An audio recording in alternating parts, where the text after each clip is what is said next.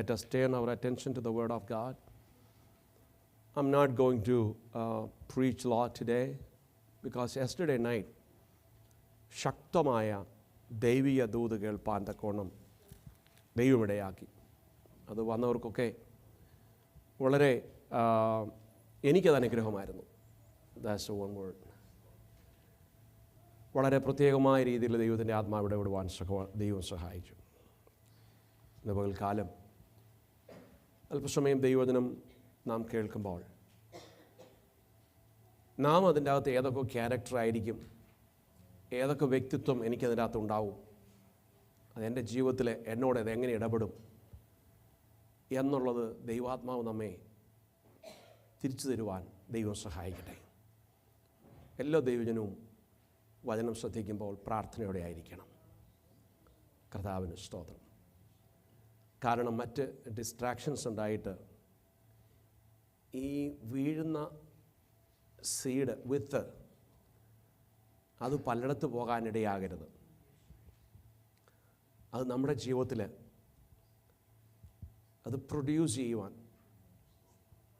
അത് ഫലം കായ്ക്കുവാൻ ഇടയാകണം. എല്ലാവരെയും കൊണ്ടും അത് പറ്റുന്നില്ല, ഇരിക്കത്തില്ല. കാരണം നമ്മൾ ആരെയാ വീക്കായിട്ടുള്ളവരെ നോക്കി പുള്ളിയുണ്ട്. The demon, the devil spirit is watching who are weak, who are not too powerful. Praise God. Who are not like a firestone. കത്താതെ ഉണങ്ങിയിരിക്കുന്ന ആരെങ്കിലും ഉണ്ടോ എന്ന് നോക്കി നടക്കുക. കാരണം അവരുടെ ഹൃദയത്തിൽ കയറിയിട്ട് അവരുടെ മൈൻഡിനെ ട്രാക്ക് ചെയ്ത് കൊണ്ടുപോകും. രോഗത്തെക്കുറിച്ചുള്ള ചിന്ത, ഭാരത്തെക്കുറിച്ചുള്ള ചിന്ത, കടഭാരം, ജോലി, പ്രൊമോഷൻ നഷ്ടപ്പെട്ടത്, ഇന്ന് വരെയും പ്രാർത്ഥിച്ചിട്ട് ഉപവസിച്ചിട്ടൊന്നും ഉത്തരവില്ലാത്തത്, ഇങ്ങനെ പല പല പല ചിന്തകളാൽ കൊണ്ടുപോയിക്കൊണ്ടിരിക്കും. ഇവിടെ മെസ്സേജ് ഇങ്ങനെ നടന്നുകൊണ്ടിരിക്കും. ലാസ്റ്റ് ചോദിച്ചു വരുമ്പോൾ ഒരു പിടിയില്ല എന്തുവാന്നുള്ള കാര്യം. The life will go like that. ജീവിതം അങ്ങനെ അങ്ങ് പോയിക്കൊണ്ടിരിക്കും. ഇത് അവൻ്റെ വലിയൊരു പ്ലാനാണ്. സോ നമ്മൾ ദൈവസന്നിധിയിൽ വരുമ്പോൾ വലിയ എവൈക്കായിരിക്കണം. നാം ഭയങ്കരമായിട്ട് എവൈക്കായിരിക്കണം.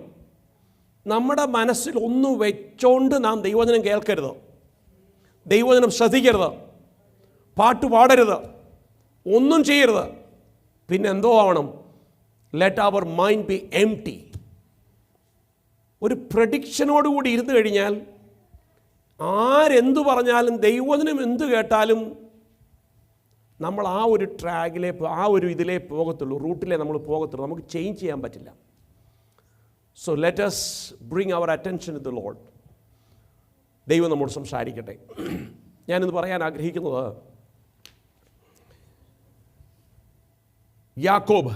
ജേക്കബിൻ്റെ ജീവിതത്തിലെ ചില ഭാരപ്പെട്ട ദിവസങ്ങളും അവൻ അനുഭവിച്ച വേദനകളും, എന്നാൽ ദൈവം അവനെ റെഡീം ചെയ്തതും, അവൻ ദൈവത്തോട് പറഞ്ഞ വാക്ക് പാലിക്കുവാനിടയായതും, അവൻ പറഞ്ഞ വാക്കുകൾ അവന് ഓർമ്മപ്പെടുവാൻ തക്കവണ്ണം അവനെ തന്നെ ഒന്ന് വൈക്ക് ചെയ്യുവാനിടയാക്കിയതും, ഒന്നുമില്ലാതെ ഓടിപ്പോയവൻ മടങ്ങി വന്നപ്പോൾ സകല ഭൗമിക നന്മകളാലും ദൈവീക അനുഗ്രഹങ്ങളാലും മടങ്ങി വന്നുവെന്നുള്ളതും ഓർക്കുവാനായിരുന്നു പകൽക്കാലം ഈ വേദഭാഗം ഞാൻ വായിക്കാൻ ആഗ്രഹിക്കുന്നത്. We all know the story. നമ്മളിൽ ഇതിൽ ഈ സ്റ്റോറി അറിയാത്തവരാരും ഉണ്ടോ എന്ന് എനിക്ക് തോന്നുന്നില്ല. Praise God. ഉൽപ്പത്തി പുസ്തകം, book of Genesis, chapter 32 the prayer of Jacob, ഒരു വലിയ പ്രാർത്ഥന യാക്കോബ് നടത്തുകയാണ്. ഇവൻ്റെ ജീവിതത്തെക്കുറിച്ച് എടുത്തു കഴിഞ്ഞാൽ ഇവനൊരു പ്രാർത്ഥിക്കുവാൻ താല്പര്യമുള്ള വ്യക്തിയായിരുന്നു. when he was alone, തനിക്ക് ദൈവത്തോട് വലിയ ഒരു വിശ്വാസം ഉണ്ടായിരുന്നു. ഒന്നും കണ്ടിട്ടല്ല, ഒന്നും പ്രത്യേകിച്ച് തനിക്കൊന്നും ഒരു അസൈൻ ചെയ്യാനൊന്നും ഫ്രണ്ടിലില്ലായിരുന്നു, മുന്നിലില്ലായിരുന്നു. പക്ഷെ അവനൊരു വിശ്വാസം ഉണ്ടായിരുന്നു, എന്നെ നടത്തുന്ന ഒരു ദൈവമുണ്ട്, ജീവനുള്ളൊരു ദൈവമുണ്ട്. അതുകൊണ്ടാണ് അവൻ്റെ ഹൃദയത്തിൽ ആ ഒരു വിശ്വാസം ഉള്ളതുകൊണ്ടാണ് അവൻ്റെ യാത്രയിൽ അവൻ്റെ ഭവനം വിട്ട് അവൻ്റെ ജ്യേഷ്ഠനെ അവൻ്റെ ബ്രദറിനെ പേടിച്ച് ഓടുന്ന സമയത്ത് ക്ഷീണിതരായി രാത്രിയിൽ കിടക്കുമ്പോൾ ദൈവത്തിൻ്റെ ദൂതനിറങ്ങി അവൻ അവിടെ ഒരു പ്രോമിസ് നടത്തിയിട്ടുണ്ട്.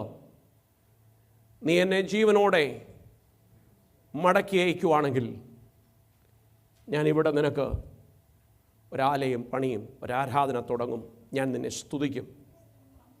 എന്നിട്ട് തൻ്റെ ജീവിതത്തിൽ യാത്രയായി. അവിടെ വേണമെങ്കിൽ അവനൊരു ജസ്റ്റ് ഒരു ടോക്ക് ചെയ്തിട്ട് thank you Lord for your blessing, thank you Lord for speaking to me, thank you Lord for coming in my place എന്നൊക്കെ പറഞ്ഞ് അങ്ങൊക്കെ പോകാമായിരുന്നു. പക്ഷെ അങ്ങനെയല്ല. ഒരു കാര്യം ആ ഭാഗത്ത് നാം ചിന്തിക്കണം. When God speaking to you, you should dedicate at the time. ദൈവം സംസാരിക്കുന്ന സമയത്ത് നാം ദൈവസന്നിധിയിൽ സമർപ്പിക്കുവാൻ തയ്യാറാണെങ്കിൽ മുന്നോട്ടുള്ള കാര്യങ്ങളൊക്കെ ദൈവം നോക്കിക്കോളും. Praise God, praise God. അവിടെ ചെല്ലുമ്പോൾ ലാബാൻ എങ്ങനെയായിരിക്കും ഒന്നും അറിയില്ലേ, അവിടുത്തെ സാഹചര്യങ്ങളൊന്നും അറിയില്ലേ, എല്ലാം ഒരു കേട്ടുകേഴ്വിയൊക്കെ ഉള്ളൂ. എന്നാൽ നിൻ്റെ യാത്രയിലെ ചില പ്രാർത്ഥനയാണ് നീ കാണാത്ത ചിലതിനെ നിനക്ക് അനുഗ്രഹമാക്കി തീർക്കുന്നത്. ഈ ജേക്കബിൻ്റെ ജീവിതം നാം പഠിക്കുമ്പോൾ അദ്ദേഹം വലിയ ശാസ്ത്രമൊന്നും പഠിച്ചതായിട്ട് നമുക്കറിയുന്നില്ലേ, ഒരു വലിയ പ്രത്യേക സൈക്കോളജിയോ അല്ലെങ്കിൽ വേറെ പ്രത്യേകിച്ചൊന്നും താൻ പഠിച്ചിട്ടുള്ളതായിട്ട് കാണാൻ പറ്റുന്നില്ല.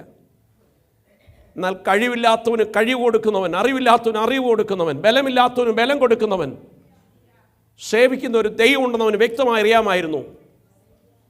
Praise God. അവൻ അത്രയും ഡെഡിക്കേറ്റഡ് ആയിരുന്നു ദൈവസന്നിധിയിൽ. നമുക്കറിയാം ജേക്കബ് ലാബാൻ്റെ ഭവനത്തിൽ ചെന്നു. At the time Laban he's a rich man. തനിക്കിഷ്ടം പോലെ ആടുകളൊക്കെ ഉണ്ട്. വീട്ടിൽ പാർത്തു. ഇളയ മകളോട് സ്നേഹം തോന്നി, വിവാഹം കഴിക്കണമെന്ന് ആവശ്യപ്പെട്ടു. റേച്ചൽ അല്ലേ?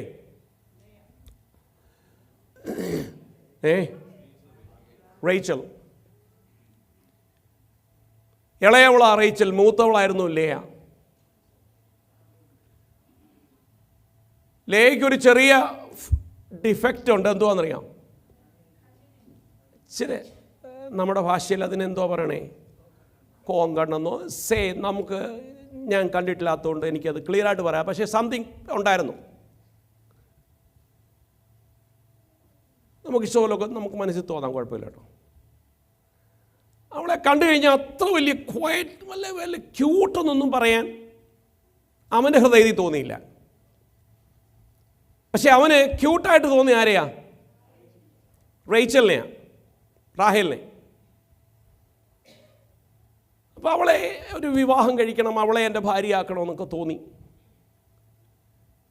ഈ കാര്യം അവിടെ അപ്പനോട് പറഞ്ഞു. നമുക്കറിയാം ഈ സ്റ്റോറി, ഞാനതൊന്ന് ഓർപ്പിച്ച് പോയാൻ വേണ്ടി പറയുന്നതേ ഉള്ളൂ. അപ്പനോട് പറഞ്ഞു, എനിക്ക് റേച്ചലിനെ വിവാഹം കഴിച്ച് തരണം. ഈ യാക്കോബിനെക്കാട്ടിലും വിറ്റ കാശുള്ളവൻ ആര്? ലാബാൻ. നല്ല കക്ഷിയെടുത്താ എന്നേക്കുന്നേ. അമ്മാച്ചനാ. അവസാനം പറഞ്ഞു ഒരു കുഴപ്പമില്ല. പക്ഷെ അന്നേരമേ ഈ പുള്ളിക്ക് പറയായിരുന്നു, മോനെ നിൻ്റെ ആഗ്രഹം കൊള്ളാം, പക്ഷേ മൂത്ത കൊച്ചിനെ കല്യാണം കഴിച്ചു കഴിഞ്ഞിട്ടേ രണ്ടാമത്തെ കാര്യം ഞാൻ ചിന്തിക്കാറുള്ളൂ എന്ന് മാനുഷ്യമായി പറയാം. പക്ഷേ ഇയാൾ അതിനേക്കാട്ടിലും വില്ലനായതുകൊണ്ട് പറഞ്ഞു കുഴപ്പമൊന്നുമില്ല, 7 വർഷം നീ എനിക്ക് you have to work for 7 years. ഒരു കുഴപ്പമില്ല, എല്ലാം ചെയ്തു. 7 വർഷത്തെ സേവനമൊക്കെ ചെയ്തു. ഈ 7 വർഷവും തൻ്റെ ജോലിയിൽ താൻ ആത്മാർത്ഥതയുള്ളവനായിരുന്നു ജേക്കബ്. റേച്ചലിനെ അടിച്ചു മാറ്റാൻ വേണ്ടി ഈ 7 വർഷം വെറുതെ സമയം കളഞ്ഞവനല്ല കേട്ടോ. അതിൻ്റെ അറിയണമെങ്കിൽ ആ ഭാഗങ്ങൾ വായിച്ചറിയാം. ഇവൻ്റെ ആടുമാടുകളൊക്കെ ഡബിളായി.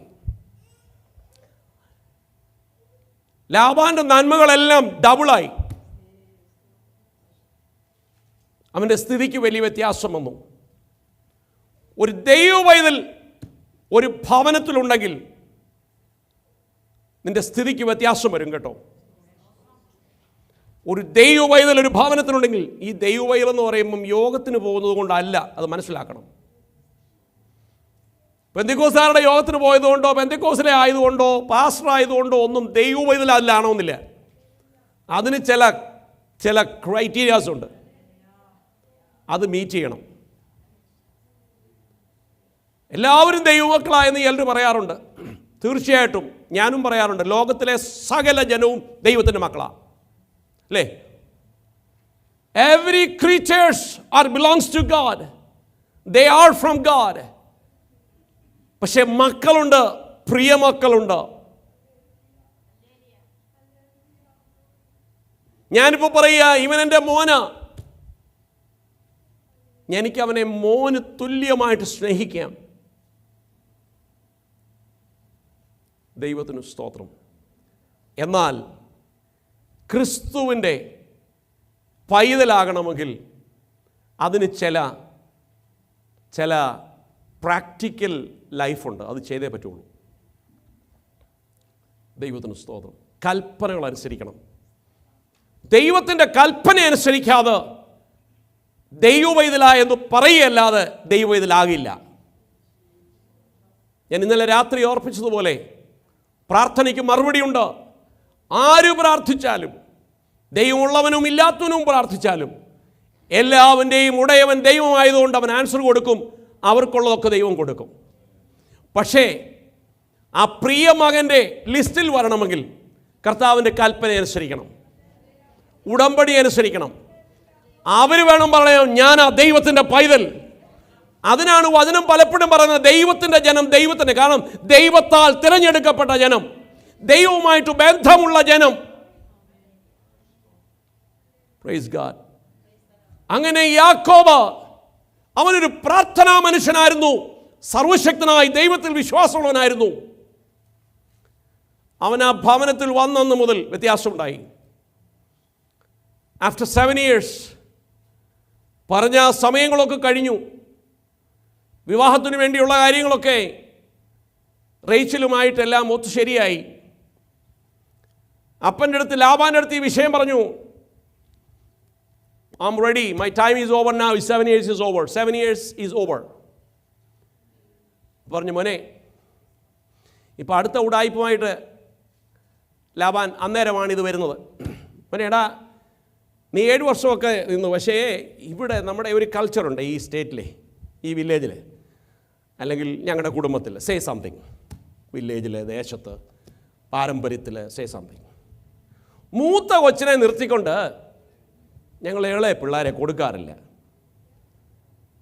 ഇവനാകപ്പെട്ടു. ഇനി ഞാൻ എന്തോ ചെയ്യണ്ടേ? നമ്മളാരൊക്കെ ആയിരുന്നെങ്കിൽ പറഞ്ഞേനേയും ഒരു കാര്യം ചെയ്യുക, എന്നാൽ മൂത്തതെങ്കിൽ മൂത്ത, ഇളയെങ്കിൽ അല്ലെങ്കിൽ ഏതെങ്കിലും ഒരെണ്ണം എത്തിക്കട്ടെ, 7 വർഷം നമ്മൾ എന്ത് പറഞ്ഞു കൊണ്ടുപോകും. പക്ഷേ ഇവൻ അങ്ങനെ ചെയ്തില്ല. ഇവൻ ആഗ്രഹിച്ചത് തന്നെ. Patiently he waited for Rachel. അപ്പോൾ സത്യത്തിൽ റേച്ചലിനെ കിട്ടാൻ എത്ര വർഷം വെയിറ്റ് ചെയ്തു? 14 years. ശരിയാണോ? 7-ാം വർഷത്തിൽ കെട്ടിച്ചു കൊടുത്തില്ല. പറഞ്ഞ അടുത്ത ഒരു 7 വർഷം കൂടെ സേവ് ഇവനെ കൂടെ കെട്ടിച്ചിട്ട്. അപ്പം ആദ്യം ആരെ കിട്ടി? പിന്നെ ഒരു 7 വർഷം, 14 years. ഈ 14 yearsും ആ ഭവനത്തിൽ ആത്മാർത്ഥതയോടെ കുടുംബത്തിനു വേണ്ടി നിന്ന ഒരുവനായിരുന്നു ജേക്കബ്. 2 പേരെയും വിവാഹമൊക്കെ കഴിച്ചു. സമാധാനമായിട്ട് നിന്നു. തനിക്ക് മക്കളായി, വളരെയധികം സമർത്ഥനായി തൻ്റെ ജീവിതം മുന്നോട്ട് പോകുമ്പോൾ തന്നോട് ദൈവം ഒരു ദിവസം പറഞ്ഞു. അപ്പം ലാബാന് ഇഷ്ടം പോലെ ടെറിട്ടറി വർദ്ധിച്ചു. He has enough camel, sheep, cows, a lot of things. എല്ലാ സമ്പത്തും എല്ലാ സൈസുള്ളതും ഇഷ്ടം പോലെ കൊടുത്തു. ദൈവത്തിന് സ്തോത്രം. നിൻ്റെ അവസ്ഥയ്ക്ക് വ്യത്യാസം വരും. നീ ദൈവസന്നിധിയിൽ സമർപ്പിച്ച് നീ ഒരു ദൈവവൈതലാണെങ്കിൽ ദൈവത്തിന് സ്തോത്രം. ഇതെല്ലാം കഴിഞ്ഞു കഴിഞ്ഞപ്പം ഇനിയിപ്പം രണ്ടുപേരുടെയും ആടുകളെയും കുടുംബത്തിൻ്റെ വലിപ്പം അനുസരിച്ച് നോക്കുമ്പം better to leave some other place. ഒരു പോകാനുള്ള സമയമാണ്. അപ്പോൾ ദൈവം യാക്കോബിനോട് ഒരു വാക്കവിടെ പറയുന്നുണ്ട്. ദൈവം പറയുന്നുണ്ട്, നീ ഇനിയും ഇവിടം വിട്ട് പൊയ്ക്കോണം. Price God, hallelujah. നീ വന്ന സ്ഥലത്തേക്ക്, നിൻ്റെ സ്വദേശത്തേക്ക്, സ്തോത്രം, നീ മടങ്ങിപ്പോകണമെന്ന് ദൈവം കൽപ്പിക്കുന്നു. അപ്പോൾ ആ ഒരു വാക്ക് മനസ്സുള്ളത് കൊണ്ട് ഈസ് റെഡി ടു ലീവ്. സ്തോത്രം. അങ്ങനെ ഇവർ ഈ ഭാര്യമാരെയും കുഞ്ഞുങ്ങളെയും എല്ലാവരെയും കൂട്ടി ഇങ്ങനെ പുറപ്പെടുകയാണ്. Price God, hallelujah. നമുക്ക് ഒന്ന് വായിക്കാം. 31-ാം അധ്യായത്തിൻ്റെ 13, 31, 16 വരെ വായിച്ച്. 13 മുതൽ.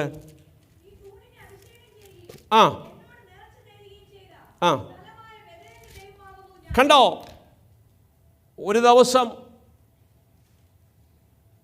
നിനക്കെല്ലാമായി നീ വന്നതുപോലെയുള്ള ജേക്കബ് അല്ല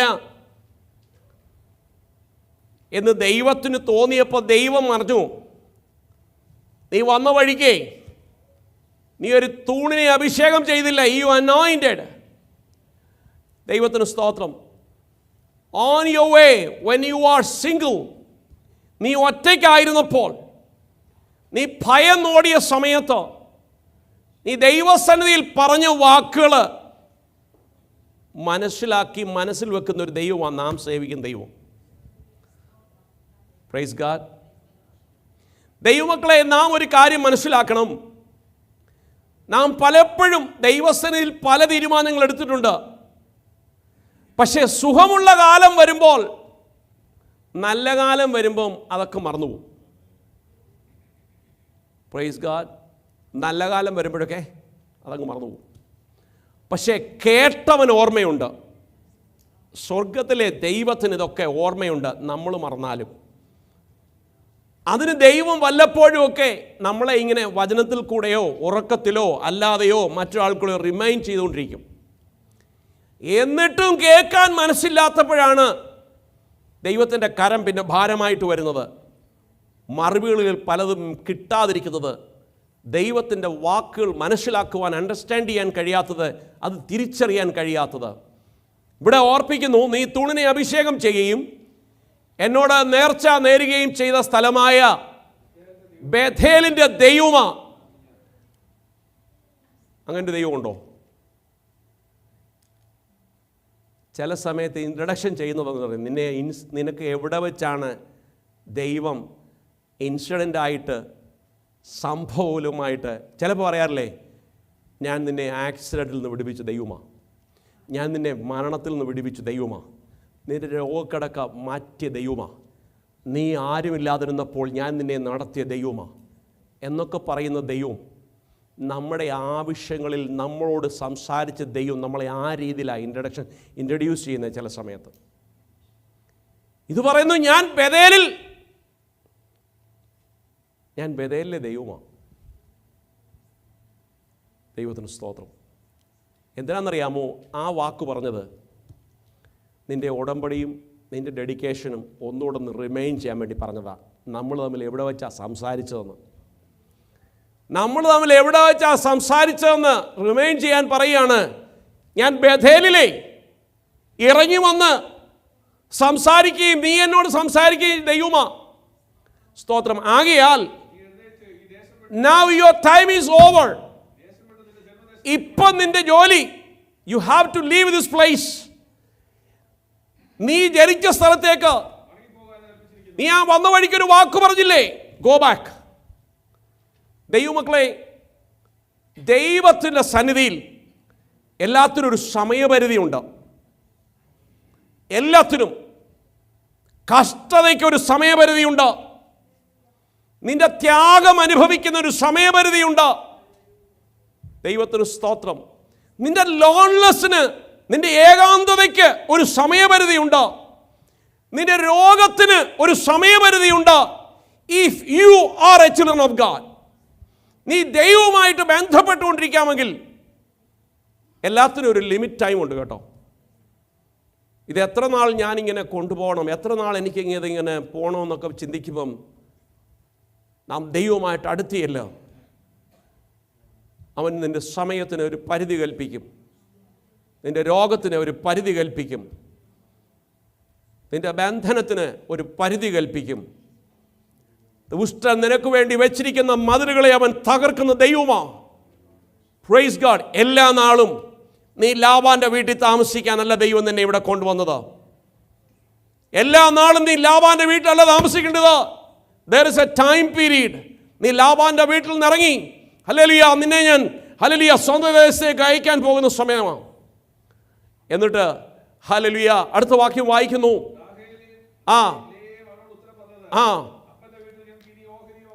പിള്ളേരെന്നും കൂടെ ചോദിക്കുക, അച്ഛാനിപ്പോൾ എല്ലാം ഇവിടെ വിട്ടങ്ങ് പോകാൻ പറയുക, ഞങ്ങൾ ജനിച്ചതും വളർന്നു നോക്കി ഇവിടെയാ. ഇനിയിപ്പം വീട്ടിൽ പോയി കഴിഞ്ഞാൽ എങ്ങനെയായിരിക്കും? ഞങ്ങൾക്ക് അവിടെ വല്ല ഓഹരി ഉണ്ടോ? അവൻ കാരണം നിന്റെ കൂടെ ഇറങ്ങി തിരിച്ച് ജീവിതം വേറെയായി, നാം അനുഗ്രഹിക്കപ്പെട്ടു. ഇപ്പം നമുക്കെന്ന് പറയാൻ കുറച്ച് ടെറിട്ടോറിയൊക്കെ ഉണ്ട്, ചില ആടുമാടുകളുണ്ട്, ഇഷ്ടം പോലുണ്ട്. ഇപ്പം അന്യരായിട്ടല്ലോ വിചാരിക്കുന്നത്. ഞങ്ങളെ വിറ്റ് വിലയും എല്ലാം തിന്നു കളഞ്ഞല്ലോ. ആ വാക്കുകളൊക്കെ വളരെ ശ്രദ്ധിക്കണം.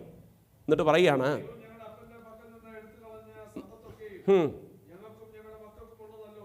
ദൈവത്തിന് സ്തോത്രം, ദൈവത്തിന് സ്തോത്രം. ഇങ്ങനെയുള്ള ഭാര്യമാരാ വേണ്ടി. ദൈവത്തിന് ഇഷ്ടമുണ്ടോ? Whatever God told you, do it. ദൈവം പറഞ്ഞ വാക്കുകൾക്ക് സമർപ്പിച്ചു കൊടുക്കുവാൻ ഉള്ള വ്യക്തികളെ ദൈവം അന്വേഷിക്കുന്നു. പക്ഷേ ദൈവം പറഞ്ഞ വാക്ക് ദൈവത്തിൻ്റെ വാക്കാണെന്ന് തിരിച്ചറിയണമെങ്കിൽ നാം ദൈവവേദിയിലായിരിക്കണം.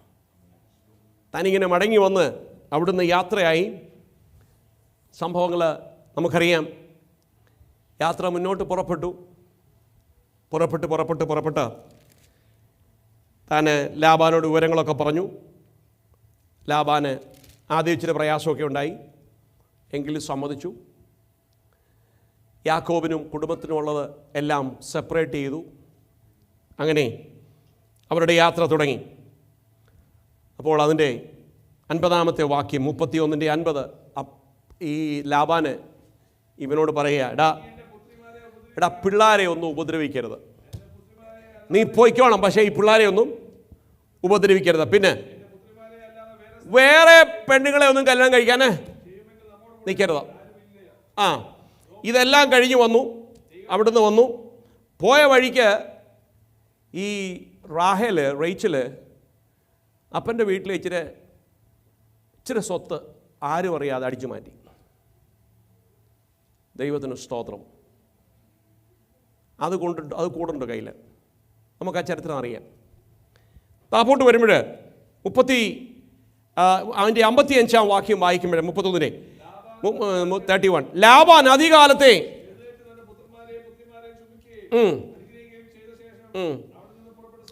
അങ്ങനെ അവർ തമ്മിൽ അങ്ങ് സെപ്പറേറ്റായി. മക്കൾക്ക് ഒരു ഹഗ്ഗൊക്കെ കൊടുത്തു. സി യു അഗെയിൻ എന്നും പറഞ്ഞൊരു പക്ഷേ പോയി കാണും. 31 ചാപ്റ്ററിലേക്ക് വരുമ്പോൾ യാക്കോബിൻ്റെ ഇനി അടുത്ത വലിയൊരു ചലഞ്ച്, ഭയങ്കര ദേഷ്യത്തോട്ടിരിക്കുന്ന ഒരു സഹോദരനുണ്ട് അവിടെ, ഏശാവ്. ഈ ഏശാവ് തനിക്ക് ഇഷ്ടം പോലെ അനുഗ്രഹമുണ്ട് കേട്ടോ, ഇഷ്ടം പോലെ. ഇവൻ അപ്പനോട് ചോദിച്ചൊരു ചോദ്യമുണ്ട്. എന്തോ ചോദിച്ചേ? ഏശാവ് എന്തോ അപ്പനോട് ചോദിച്ചേ? ഒന്നുമില്ലേ, ഇനിയും വല്ലതും ഉണ്ടോ എനിക്ക് തരാൻ? പ്രിയരേ, ഒരുപക്ഷെ നമുക്ക് പ്രത്യേകിച്ച് ആരും ഒന്നും തരാനില്ലെങ്കിലും ഏശാവേ, നിന്നെയും അനുഗ്രഹിപ്പാൻ ദൈവം ശക്തനാ. നിൻ്റെ സഹോദരനെ മാത്രമല്ല, നിന്നെയും മാനിക്കും. നിൻ്റെ സഹോദരനെ തിരഞ്ഞെടുക്കാൻ കാരണം ഭൗമികം മാത്രമല്ല, അവനെ ഒരു ജാതിയാക്കുവാൻ, ദൈവത്തിന് വേണ്ടി വേർതിരിയുന്ന ഒരു ജാതിയാക്കി തീർക്കുവാൻ ദൈവത്തിന് പദ്ധതി ഉണ്ടായിരുന്നതുകൊണ്ട് ആ ഒരു ട്രാൻസിഷൻ, ആ ഒരു വ്യത്യാസം അങ്ങനെ സംഭവിച്ചു എന്നേ ഉള്ളൂ. അല്ലാതെ സ്തോത്രം, ഏശാവ് അനിയനെല്ലാം അനുഗ്രഹവും പ്രാപിച്ചുകൊണ്ട് പോയെന്ന് പറഞ്ഞ് നെക്സ്റ്റ് ഡേ മുതൽ ഒരു നേരത്തെ ആഹാരത്തിന് എല്ലാ വീടുകളിലും പോകാൻ ദൈവം സമ്മതിച്ചില്ല. ദൈവത്തിന് സ്തോത്രം, ഹല്ലേലൂയ. പ്രിയ ദൈവമക്കളെ, ഏശാവ് വളരെ ധനികനായിരുന്നു, വളരെ ധനികനായിരുന്നു. Praise God. താപ്പോട്ട് നമുക്ക് ഒന്ന് ഓടിച്ചു നോക്കി വായിക്കാം. യാക്കോബ് തൻ്റെ വഴിക്ക് പോയി. അപ്പോൾ രണ്ടുപേരും തിരിഞ്ഞു. ദൈവത്തിൻ്റെ ദൂതൻ, ഒരു കാര്യം മനസ്സിലാക്കണേ, the angel of God appear on his way. അപ്പൊ എന്താ ഇത്രയും ദിവസം വരാഞ്ഞത്? കാരണം ഇനിയത്തെ നിന്റെ യാത്ര നിന്റെ ഓൺ ഷോൾഡറിലെ റെസ്പോൺസിബിലിറ്റിയാണ്. ഇനി നീ പോകേണ്ടത് തനിച്ച. നോ മോർ ലാബാൻ മോളത്തെ വാക്കിൽ ഗുഡ് ബൈ പറഞ്ഞ് പോയി. ഇനി ആ ഒരു സപ്പോർട്ട് അവിടെ നിന്നില്ല. ഇനിയും ഒരു വലിയ ഭാരിച്ച ഉത്തരവാദിത്വമായിട്ടാണ് യാക്കോബിൻ്റെ യാത്ര. മുന്നിലൊരു വലിയ ചലഞ്ചുണ്ട്. ഏശാവിനെക്കുറിച്ചുള്ള ഭയം, എൻ്റെ ഓൾഡർ ബ്രദറിനെ കുറിച്ചുള്ള ഒരു വലിയൊരു ഭയം. ആ സമയത്ത് ദൂതൻ പ്രത്യക്ഷനാകുന്നു. ഒരു കാര്യം മനസ്സിലാക്കണം, when you feel alone and burden, സ്തോത്രം, ഒരു വലിയ ഭാരം മനസ്സിൽ വരുമ്പോൾ പ്രത്യക്ഷപ്പെടുന്ന ഒരു ദൈവമാ, ദൂതനാ ദൈവം നമുക്ക് വേണ്ടി കരുതിയിരിക്കുന്നത്. ദൈവം നമുക്ക് വേണ്ടി ചില ദൂതനെ ചില സമയത്ത് അയക്കാറുണ്ട്. നാം ഒരു പക്ഷേ കാണുന്നില്ലെങ്കിലും നാം കാണാത്ത ദൂതന്മാർ നമ്മെ കാവൽ ചെയ്യുന്നുണ്ട്. Praise God. ദൈവം നമുക്ക് വേണ്ടി പലരെയും അയക്കുന്നുണ്ട്. Praise God, hallelujah. രണ്ടാം വാക്യം, യാക്കോബ് അവനെ കണ്ടപ്പോൾ ഇത് ദൈവത്തിൻ്റെ സേന എന്ന് തിരിച്ചറിയാനുള്ള കഴിവ് യാക്കോബിനുണ്ടായിരുന്നു. ദൈവമക്കളെയും ദൈവ സാന്നിധ്യവും പരിശുദ്ധാത്മാവും ദൂതന്മാരെയും തിരിച്ചറിയുവാനുള്ള ഒരു വലിയ ആത്മസാന്നിധ്യം, കഴിവ് യാക്കോബിന് ഉണ്ടായിരുന്നു. Praise God. മൂന്നാം വാക്യത്തിലേക്ക് വരുമ്പോൾ,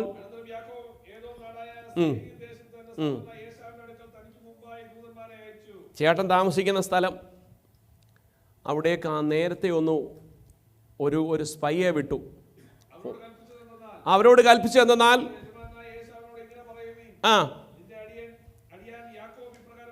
ആ വാക്ക് ശ്രദ്ധിക്കണേ.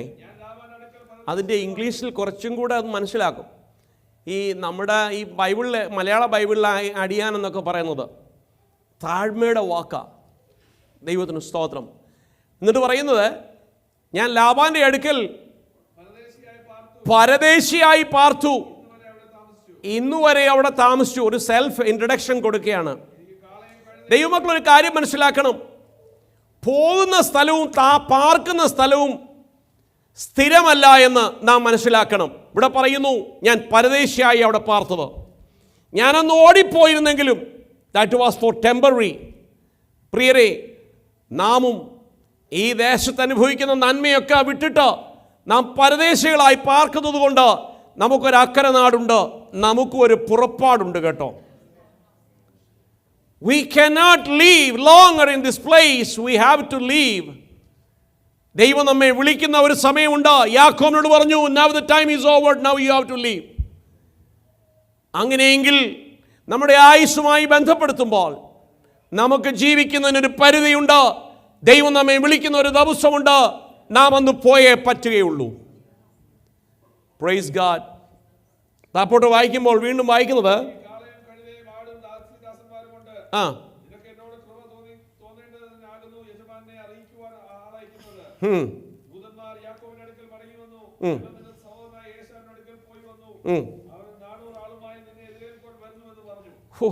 അത് കേട്ടപ്പം കണ്ടോ, ദൈവമക്കളൊരു കാര്യം ഇതിനകത്ത് മനസ്സിലാക്കണം. ചിലത് കണ്ട് ഭയപ്പെടാനല്ല, അത് നിനക്ക് അനുകൂലമാക്കി തീർക്കുന്ന നിന്റെ ദൈവം. Praise God. ശ്രദ്ധിക്കണേ, ദൂതനെ കണ്ടു വന്ന വഴിക്ക് ദൂതൻ പ്രത്യക്ഷനായി. അതിനുശേഷം തനിക്കുള്ളതിനെയൊക്കെ താനൊന്ന് ഡിവൈഡ് ചെയ്തു. എന്നിട്ടൊരു സ്പൈ അയച്ചു. ബ്രദറിന് ഒരു മുൻകൂറായിട്ട് ഒരു അഡ്വാൻസ് ന്യൂസ് കൊടുക്കാൻ കൊച്ചവൻ വരുന്നുണ്ട്. അവന് ഇഷ്ടം പോലെ സമ്പത്തൊക്കെ ഉണ്ട് എന്ന് പറഞ്ഞാൽ ഇനി ഒരു പിടിച്ചു പറിക്കാനല്ല വരുന്നതെന്ന്. പണ്ട് കൊണ്ടോടിയതൊന്നും പോലെ അല്ല, ഇപ്പം ഇഷ്ടം പോലെ വരിക, അച്ചാനും കൂടെ തരാനും മാത്രം. സ്തോത്രം. നല്ല മനസ്സല്ലേ? എന്നാൽ ഇത് കേട്ട് തിരിച്ചു വന്നപ്പോൾ സ്പൈ പറഞ്ഞത്, നീ വരുന്ന കാര്യം ഞാൻ പോയി പറഞ്ഞപ്പം 400 ആൾക്കാരുമായിട്ട് പുള്ളി ഇങ്ങോട്ട് വരിക. ആകെ ഭയന്നു. തല്ലിക്കൊല്ലാനാന്നോ, ഞങ്ങളെ ഇനിയും പഴയ വാശി വെച്ച് തീർക്കാനാന്നോ, ആകെ താൻ ഭയന്നു. അടുത്ത വാക്യം വായിക്കുമ്പോൾ,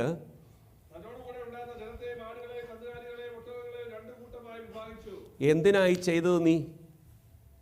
ഉള്ളിൽ ഭയമാ. He divided them. എന്തിനാണെന്നറിയാമോ? ഒരെണ്ണത്തിനെ, ഒരു ഗ്രൂപ്പിനെ ഈ ചേട്ടൻ വന്ന് നശിപ്പിച്ചു കഴിഞ്ഞാൽ, ഈ 400 പീപ്പിളുമായിട്ട് നശിപ്പിച്ചു കഴിഞ്ഞാൽ അടുത്ത ഗ്രൂപ്പെങ്കിലും ഉണ്ടല്ലോ, അതുകൊണ്ട് ഓടി രക്ഷപ്പെടാമെന്ന് വിചാരിച്ച ഇതാക്കിയത്. ദൈവമക്കളെ, നാം സംശയിക്കുന്നത് പോലെയല്ല ദൈവത്തിൻ്റെ പദ്ധതി കേട്ടോ. നമുക്കൊത്തിരി പ്ലാനും പദ്ധതിയും സംശയങ്ങളും ഉണ്ട്. ഹല്ലേലൂയ. ഇന്ന് പകൽക്കാലം ഈ വചനം നമ്മോട് പറയുന്നത്, നിന്റെ സംശയം പോലെയല്ല ദൈവപ്രവൃത്തി. ദൈവപ്രവൃത്തി ദൈവപ്രവൃത്തിയായിട്ട് നടക്കും. ദൈവത്തിന് സ്തോത്രം.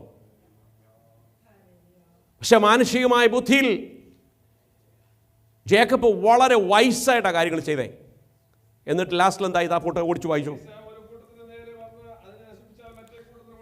ഇതാ ഭയം. കണ്ടോ, ഏശാവും 400 ആൾക്കാരും വന്ന് ഞങ്ങളെ കാണുമ്പോൾ ഒരു ഗ്രൂപ്പിനെ കണ്ട് അതിനെ നശിപ്പിച്ചു കഴിഞ്ഞാൽ അടുത്ത ഒരെണ്ണം സേവ് ചെയ്യാമല്ലോ. മുൻകരുതലുള്ളവനായിരുന്നു. പക്ഷേ നിന്റെ മുൻകരുതലിനെക്കാട്ടിലും ദൈവത്തിന് പദ്ധതിയുണ്ട്. നിനക്ക് പ്രതികൂലമായി വരുന്നവനെ അനുകൂലമാക്കുന്ന ദൈവമാ. നാം വിധിക്കുന്നത് പോലെയല്ല ദൈവം വിധിക്കുന്നത്. നാം കാണുന്ന കണ്ടുകൊണ്ടല്ല ദൈവം കാണുന്നത്. നിനക്ക് ഹല്ലേലൂയ പ്രതികൂലങ്ങളെ അനുകൂലമാക്കി തരുന്നൊരു ദൈവമാ ഉള്ളത്. Praise you Jesus. ഹല്ലേലൂയ. അതിനുശേഷം താപ്പോട്ട് വായിക്കും.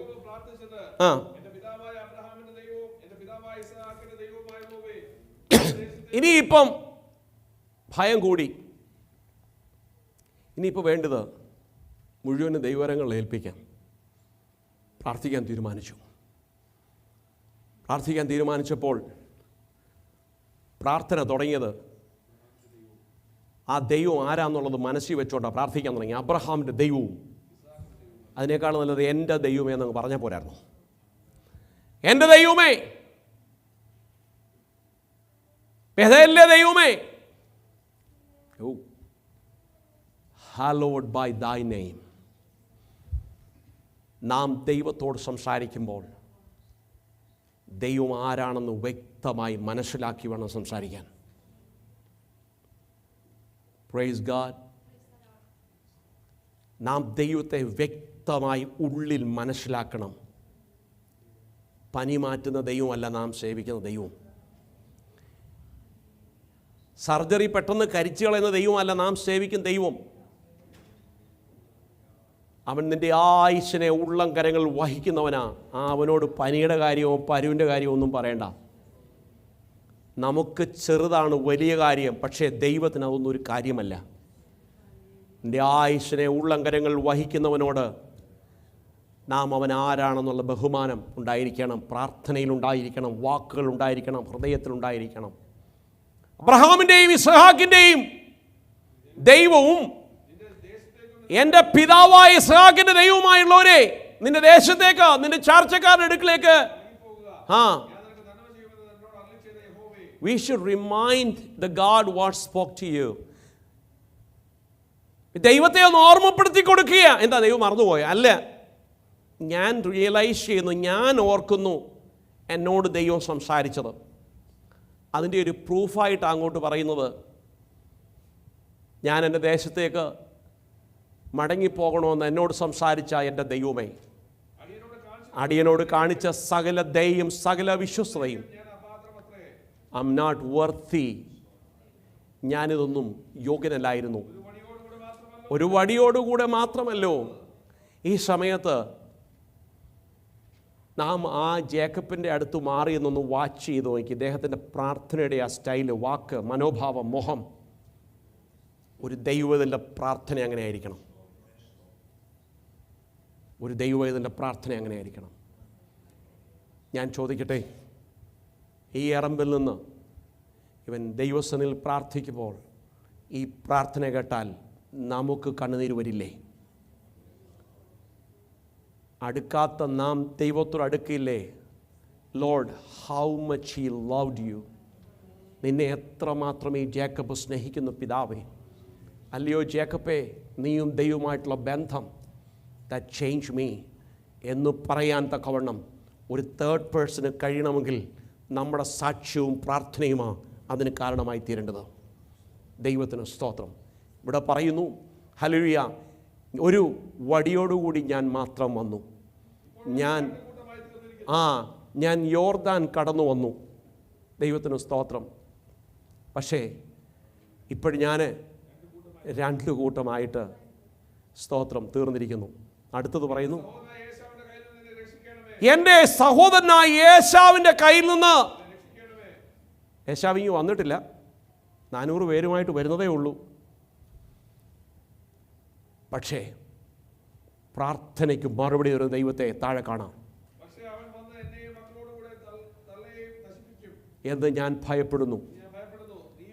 ദൈവമക്കളെ, നീ ഭയപ്പെടുമ്പോൾ പ്രാർത്ഥിക്കാൻ തുടങ്ങിക്കോ, മറുപടി തരുന്നൊരു ദൈവമുണ്ട്.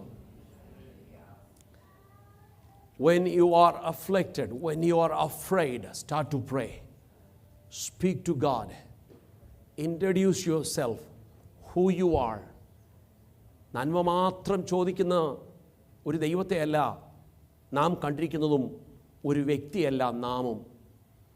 We should introduce yourself, who you are. Are you a sinner? Say, God, I'm a sinner. നീ ഒരു പാപിയാണെന്ന് നിന്റെ ഹൃദയത്തിൽ ഒരു തോന്നലുണ്ടാകണം. And you should know how much you are far from the God. ഇതെല്ലാം ഒന്ന് പറയണം. ദൈവത്തോടൊരു വലിയ സംസാരം ആവശ്യമാണെന്നേ പ്രാർത്ഥനയുടെ സമയത്ത്. ഒരു ഇൻട്രഡക്ഷൻ ആവശ്യമാണ്.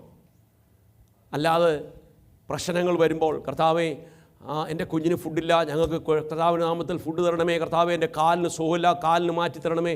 കർത്താവേ, എൻ്റെ തലയ്ക്ക് വേദനയാണ്, തല മാറ്റി തരണമേ. ഇതൊന്നും മാത്രമല്ല, ഇതല്ല പ്രാർത്ഥന. എൻ്റെ ദൈവം നമുക്ക് അതിനുള്ള അധികാരം തന്നിട്ടുണ്ട്. ഒരു ദൈവ പൈതലിന് ദൈവം അധികാരം കൊടുത്തിട്ടുണ്ട് ശാസിക്കുവാൻ. Praise God. പക്ഷേ ഒരു വലിയ ഇൻട്രഡക്ഷൻ ആവശ്യമാണ്, കമ്മ്യൂണിക്കേഷൻ ആവശ്യമാണ് ദൈവവുമായിട്ടോ. ഇന്ന് പകൽക്കാലം ഞാൻ ദൈവസന്നിധിയിൽ ഓർപ്പിക്കട്ടെ, ഒരു വലിയ കമ്മ്യൂണിക്കേഷൻ ഗ്യാപ്പ് വന്നിട്ടുണ്ടെങ്കിൽ നമ്മളത് നികത്തണം ദൈവസന്നിധിയിൽ. ദൈവവുമായിട്ടൊരു കമ്മ്യൂണിക്കേഷൻ ഗ്യാപ്പ് വന്നിട്ടുണ്ടെങ്കിൽ അത് പ്രാർത്ഥനയിൽ കൂടെ നികത്തണം.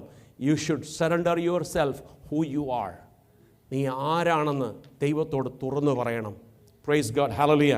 അങ്ങനെ ഒരു വലിയ പ്രാർത്ഥന നടന്നു. അത് കഴിഞ്ഞിട്ട് സഹോദരനെക്കുറിച്ച് പറഞ്ഞു. എന്നിട്ട് 12-ാം വാക്യം പറയുന്നു, നീയോ ഞാൻ നിന്നോട്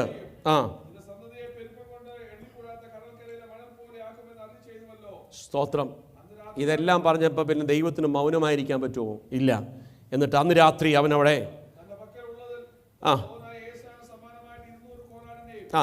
അവിടെ കുറേ കാര്യങ്ങളൊക്കെ സെപ്പറേറ്റ് ചെയ്യുന്നുണ്ട് ബ്രദറിന് വേണ്ടി കൊടുക്കുവാൻ. അത് കഴിഞ്ഞിട്ട് താഴോട്ട് വന്നു. 17-ാമത്തെ വാക്യത്തിലേക്ക് വരാം. വീണ്ടും സ്പൈയെ വിടുകയാണ് അവിടെ.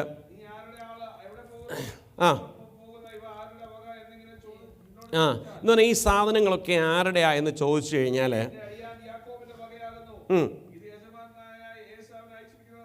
കണ്ടോ. അപ്പോൾ ഈ 2-3 ഗ്രൂപ്പ് ആക്കിയിട്ട് അപ്പോൾ ഈ ഗ്രൂപ്പിലുള്ളവരൊക്കെ പറഞ്ഞു ഏശാവ് വന്ന് നിങ്ങളോട് ചോദിക്കുക ഇത് എന്തു ആരാന്ന് ചോദിച്ചപ്പോൾ ഇതെല്ലാം അങ്ങയ്ക്കുള്ളതാണ്. അപ്പോൾ ഈ ഗ്രൂപ്പിനെ കണ്ടു കഴിഞ്ഞപ്പോൾ ഇത് അങ്ങയ്ക്ക് വേണ്ടിയുള്ളതാണ്, അതല്ല ഈ ഗ്രൂപ്പാണ് കാണുന്നത് ഇത് അങ്ങയ്ക്കുള്ളതാണ്, ഈ വാക്കേ നിങ്ങളെല്ലാവരോടും പറയാമെന്ന് പറഞ്ഞു. അപ്പോൾ ഇതിലേതാ യാക്കോബിനുള്ള ഇപ്പോൾ പറഞ്ഞു വരുമ്പം നമ്മൾ ഈ ഭാഗം വായിച്ചു ഇതിൻ്റെ അകത്ത് യാക്കോബിന് ഏതാ ഒന്നുമില്ല. പറഞ്ഞു വരുമ്പോൾ എല്ലാം ചേട്ടനുള്ളതാണെന്ന് പറഞ്ഞേക്കാൻ പറഞ്ഞു. ആ ഉള്ളിലെ ഭയം കാരണം. ദൈവത്തിന് സ്തോത്രം. താപ്പോട്ട് വരുമ്പോൾ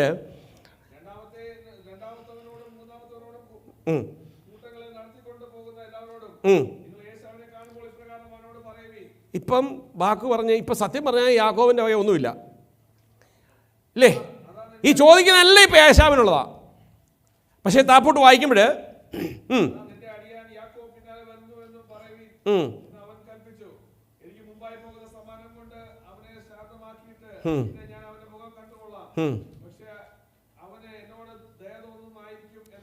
ദയ തോന്നുമായിരിക്കും. സമ്മാനം കൊടുത്ത് സ്നേഹം പ്രീതിപ്പെടുത്തുവാൻ ഭയം അകറ്റുവാൻ നോക്കുന്ന യാക്കോബ്.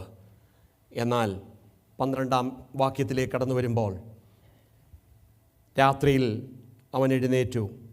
22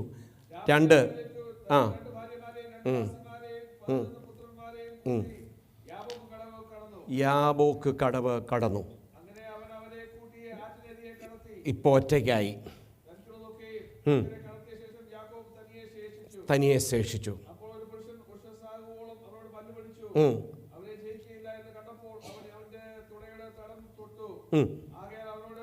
താഴോട്ട് വരുമ്പം ഒരു വലിയ റെസ്ലിംഗ് ഒക്കെ കഴിഞ്ഞ് 27 വേർഡ് വരുമ്പം ദൂതൻ ചോദിക്കുകയാണ് നിന്റെ പേരെന്താ?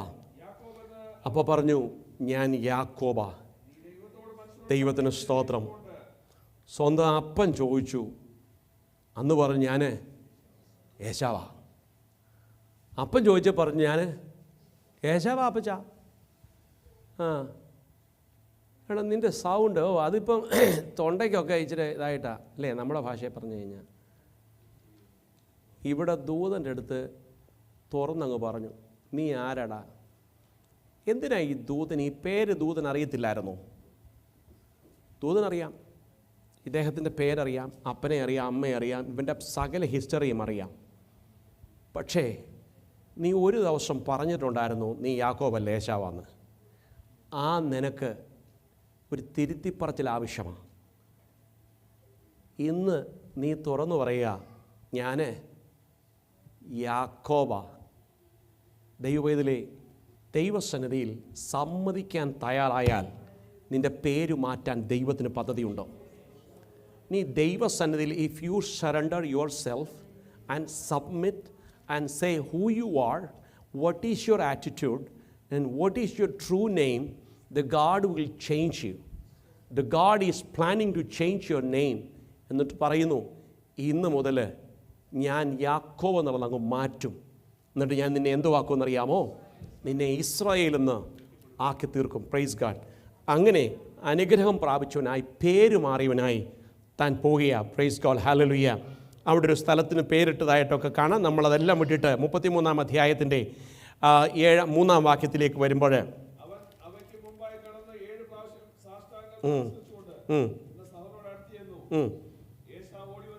ഇതിനു മുമ്പ് അതിൻ്റെ 1-2 വാക്യങ്ങൾ ഭയങ്കര ഭയമാണ്. പിന്നെയും കേട്ടോ. കാരണം അവിടെ വായിക്കുന്നത് 400 ആളുകളുമായിട്ട് വരുന്നത് കണ്ടു. അത് കഴിഞ്ഞപ്പം റാഹേലിനെ ദാസിമാരെയും അവരെയൊക്കെ വിഭാഗിച്ച് നിർത്തി അവരെയൊക്കെ സെപ്പറേറ്റ് ചെയ്തു.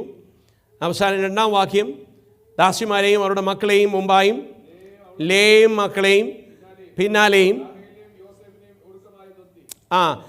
എങ്ങനെയാ ഒന്നുകൂടെ വായിച്ചേ?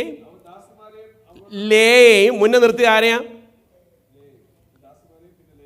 അപ്പോൾ ചേട്ടൻ വന്ന് അടിച്ചു പോകുന്ന ആദ്യം ആരെ കൊള്ളണം? ലേയ. കാരണം പണ്ടേ ഇതിപ്പം നിർബന്ധിച്ച് കെട്ടിയതാ. റാഹേലിനെ അവിടെ നിർത്തിയേക്കുന്നേ. ഇവള് പോയാലും എനിക്ക് ഇവളെ കാണാം. സ്തോത്രം. പക്ഷേ ഭയപ്പെട്ട പോലൊന്നും അല്ല നടന്നേ. കാര്യങ്ങളെല്ലാം ദൈവം മാറ്റി. ദൈവമുള്ളൊരു കാര്യം ദൈവമക്കൾ നമ്മളൊരു കാര്യം മനസ്സിലാക്കണം. നമ്മൾ ഭയപ്പെടുന്നത് പോലെ കാര്യം നടക്കില്ല. ദൈവത്തിനൊരു പദ്ധതി ഉണ്ടെങ്കിൽ, ദൈവത്തിന് സ്തോത്രം. നീ ലേയെ മുന്നേ നിർത്തിയാലും റാഹേലിനെ മുന്നേ നിർത്തിയാലും, നിനക്കുള്ളതെല്ലാം ചേട്ടൻ്റെ വേണ്ടി ഉള്ളതാണെന്ന് പറഞ്ഞാലും, നിന്നെ കരുതുന്ന ഒരു ദൈവമുണ്ട്.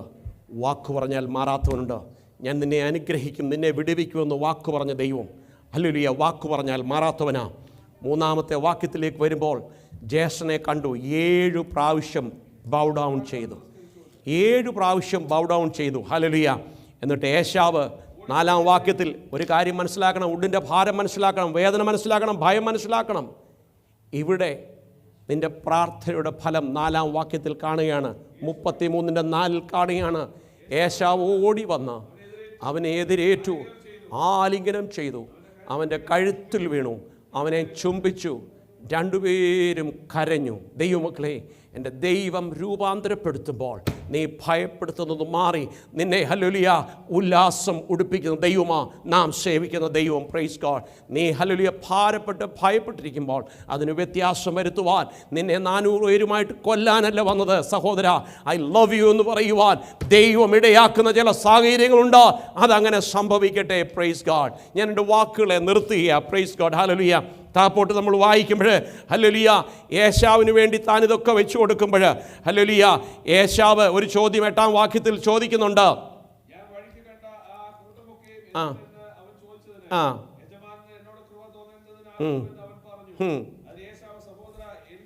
കണ്ടോ, ആ വാക്ക് ശ്രദ്ധിക്കണേ.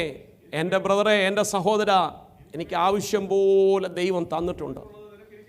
ദൈവമക്കളെ, ഹല്ലേലൂയ, കുടുംബക്കാർ നിന്നെ വെറുത്താലും, കുടുംബ പാരമ്പര്യം പ്രകാരം എനിക്കൊന്നും ശേഷിക്കുന്നില്ലയോ എന്ന് ചോദിച്ചാലും, നിന്നെ അനുഗ്രഹിക്കുന്ന ഒരു ദൈവമുണ്ട്.